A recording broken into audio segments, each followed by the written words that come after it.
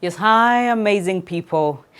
Now, it amazes me how endless our potential is as human beings. Just before I even started this, I was just thinking about how deep, how wide the potential, the ability that we have as human beings to make a living for ourselves or to change into anything that we want to change into, to believe and to embrace and to evolve and to grow. And for me, that is a gift. It is a gift. I don't know your side, but my side, it is a gift to be able to embrace who I am, my God-given talents, my God-given potential, and being able to live in a way that I practice, I maximize, I harness, and I continuously hone that craft. My goodness. For me, it's something that if I ever stop doing what I am doing, I don't know what next. I don't think I can actually live because I have lived to do what I am doing right now, and I know that it's my purpose, it's my calling, and I know that you have a calling and you have a purpose. And today what I want us to actually share is something that I have seen in my own life over and over again, because even when you find your purpose, and it's one of the crucial steps to go through, even when you embrace it, even when you pursue it, even when you pray for it, even when you fast for it, even when you show up and do the things that you need to do when it comes to purpose, there are certain decisions that purpose needs to make, or you need to make on behalf of your purpose in order to make certain shifts in your life. I've shared with you numerous stories where I felt, you know what, I had plateaued for some time and I felt I needed to shift to the next level. And I have taken time off, and I've actually declared it even to my groups and my mentorships, and I've told them, you know what, this month I'm taking time to pray and fast just to make sure, because I feel the transformation I am gearing, the transformation I am giving, the transformation I am creating, it's not enough. I feel like there's something more. I don't know whether you've ever felt that unsettling feeling at the pit of your stomach, and you feel like there's something more than this. It's almost like an intuition. It's almost like, but it's a deep conviction that you feel you are unsettled, that whenever you're eating, you feel, what am I doing? Whenever you're sleeping, you feel, what am I doing? Whenever you, like, what am I doing? I have gone through so many of those phases, and guess what? Every time I've engaged a gear, every time I have taken it a notch higher, every time I have sensed that season, I have made some decisions in order to go to the next level, or in order to make a shift in my transformation, in the people that I deal with. Do you know that you can even shift the kind of people that you deal with, even in the kind of places that I go to, in the how I show up, the language I speak, and how understood it can be. So if you're on this journey of purpose, I know that you understand exactly what I am talking about. And some of you are in careers, you can actually feel the same thing. You can make the same decisions and make sure that you are never the same again. Now, what does it take? For me, it took understanding and asking myself, what does it take for me to make this shift? What will it take for me to make this shift? I know I'm unsettled. I have realized that. I know that I have not arrived. I know, I acknowledge that. But whatever I am doing right now, that's not all. There's something more to this. And so what must I be? What must I become in order to achieve this kind of shift? And then I realized that as I asked myself that question, that as human beings, the answers that we need, or the rightful answers to such a question, is not actually what we want to hear. So now there's a difference between what we want and what we need, okay? Because if what we need is to step up in a place of prayer, if what we need is to step up in a place of skilling, of getting a skill set, if what we need is to step up in the place of competence, if what we need is to step up in the place of our value system, now you realize that it will be so easy for your body to tell you that, oh, that is hard to achieve, that is hard to engage, that gear is so hard to engage. So what we want is usually the fantasy of of arriving at that next stage and announcing to everyone that, oh, I have arrived at this next stage. Now, this is not just for the people that have found their purpose, even for the people that are still on the journey to find their purpose, or even the people that are in careers, team builders, people that you are a CEO, you feel you need to take that company to the next level. You feel you need to take that factory to the next level. You feel you need to take your team to the next level. There are certain shifts that must happen, but most of the times as human beings, what we need is not what is totally different from what we want. So what we need is actually the process, and the process is never sweet, okay? Because the process tells you tarry in there. The process tells you initiate. The process tells you activate. The process tells you get the skill. The process tells you get the competence. The process tells you develop your confidence. The process tells you need to be a good speaker. The process tells you need value systems, okay? But the fantasy tells you go and make a good hairstyle and all of a sudden appear and look good. Buy new clothes, you know, and maybe you can buy a new car, or maybe you can change a house where you stay. Maybe you can, so you realize that we are willing to play with the fantasy because it is easy to play with the fantasy. But let me tell you, even if I created the biggest hairstyle, and I remember I told it to one of my mentees, she was going to do an event, and so when she approached me and she wanted to, you know, to go through her drop down, her rundown, and she wanted me to help her, I told her number one on the list, prepare for what you are going to speak. It doesn't matter whether you come with torn clothes. It doesn't matter. Yes, I know that we love to look good. I told her, do not over makeup and over glamorize your clothes and everything and miss out on the most important point of the day. The most important point of the day is the points that you're going to put across. How much are you going to touch our lives? How much are you going to touch our emotions? How much are you going to transform our lives? How much are you going to speak into our lives? It's not the clothes that you put on. So you realize that it's so easy to sit and have a face beat, okay? A face beat to the dot with the right makeup, with the right eyeshadow, with the right contouring, with the right lipstick, with the right, but let me tell you, you can organize your face to look like an angel, but for as long as you have not gone through the process, we will smell it from 1,000 miles away, and we will never give you a time of our day. We will never give you our attention. We will never want to follow you anywhere. Why? Because we want to follow people that are leading us somewhere. If you're a leader, you must be leading people somewhere. If you're a motivator, you must be delivering the real motivation, not the copied motivation, not the you know, I got it from here and I got it from there. Are you convicted about it? Is it life changing? Has it changed your life? We want the real process. We need the real process, but the want is the fantasy. And guess what? The fantasy is easier to achieve and the process is harder. We usually dodge it and we usually cut corners and we want shortcuts to get to where we want. So you want, in order to be seen as the big CEO, you must own a big car.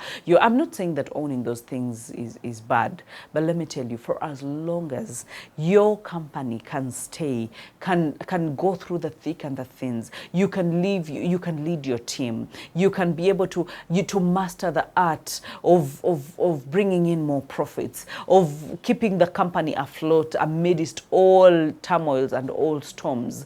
We are looking for that CEO. We are not looking for a CEO that is just spreading, you know, money and showing off, and you know, and there's nothing to actually show in the real work that they are doing. Okay, so I know that I'm shaking a few tables here, but it's okay. Let me shake those tables. You will like me later and you will thank me later. Okay, so what we need is the process. And when I found that out, because I had to sit down and find out, what do I really need?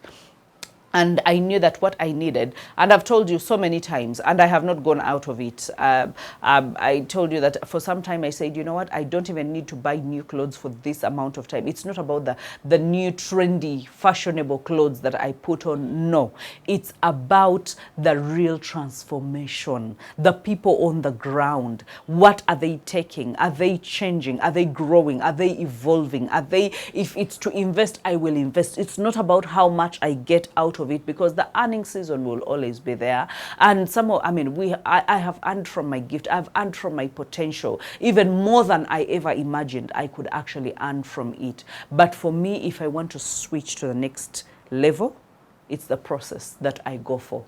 It's the getting away from the people. It's the coming back. The Bible talks about it and say that in coming back, that you will be strengthened. And sometimes we are not strengthened in the chaos of the world. While everyone is saying, "Our man, you know, you're making it, you're nailing it, or you're the coach, or you're the best." No, sometimes the transformation or the shift does not happen in those moments where everyone is clapping for you. Now, that is the fantasy bit of it. The process is when the journey gets so lonely that where you want to get, no one knows, and maybe no one has even taken that step to go there, and you're like, you know what, I must pay the price. I must pay the price. Okay, so in order for you to get anywhere, to make that shift, the process is the thing. Okay. And then the challenge, there's a challenge that I have met even in the marketplace. The people that I talk to, most times we are all the same. We are all wired the same. We want easy things. We don't want hard things. And yet the hard things make us thrive and make us evolve and make us grow and make us profitable. Okay. So one of the challenge that I found out was in the messaging when I spoke to people, because when you tell someone, when you glamorize something and you sell them a dream or a fantasy, it's so easy for them to buy into it. But when you sell the process, it's so easy for people to shun away from it and say, I don't think that's what I want. So this is what I decided, to come up with a hybrid, to come up with a fantasy, but attached to the process. Okay.